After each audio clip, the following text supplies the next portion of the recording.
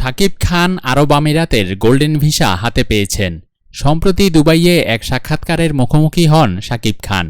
সেখানে সাক্ষাৎকারে চলচ্চিত্র নিয়ে বিভিন্ন পরিকল্পনার কথা জানান তিনি বলেন, পাকিস্তানের বিভিন্ন ইউটিউবার আমার গান এবং মুভি নিয়ে রিভিউ রিঅ্যাকশন করে। সেখানকার দর্শকদের আমার মুভি নিয়ে আগ্রহ রয়েছে। এই সাক্ষাৎকারে পাকিস্তানে নিজের অভিনীত সিনেমা চালানোর কথা জানান শাকিব। এই সময় পাকিস্তানের সিনেমা ইন্ডাস্ট্রিতে কাজ করার কথাও জানান তিনি। শাকিব খান বলেন, বাংলাদেশ এবং পাকিস্তান চলচ্চিত্র নিয়ে একসময় অনেক কাজ করেছে। দুই দেশ মিলে শবনম ম্যাডাম, নাদিমজির মতো কিংবদন্তিরা কাজ করে গেছেন। বাংলাদেশের বহু শিল্পীও পাকিস্তানে কাজ করেছে।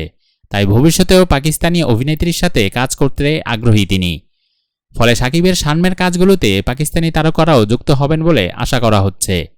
একের পর এক ব্লকবাস্টার সিনেমা উপহার দিয়ে চলেছেন শাকিব খান। প্রিয়তমা মুভির পর রাজকুমার তুফান নিয়ে মেতেছে দর্শকরা। খুব শীঘ্রই বড় পর্দায় আসছে তার বহুল প্রতীক্ষিত দরদ সিনেমাটি।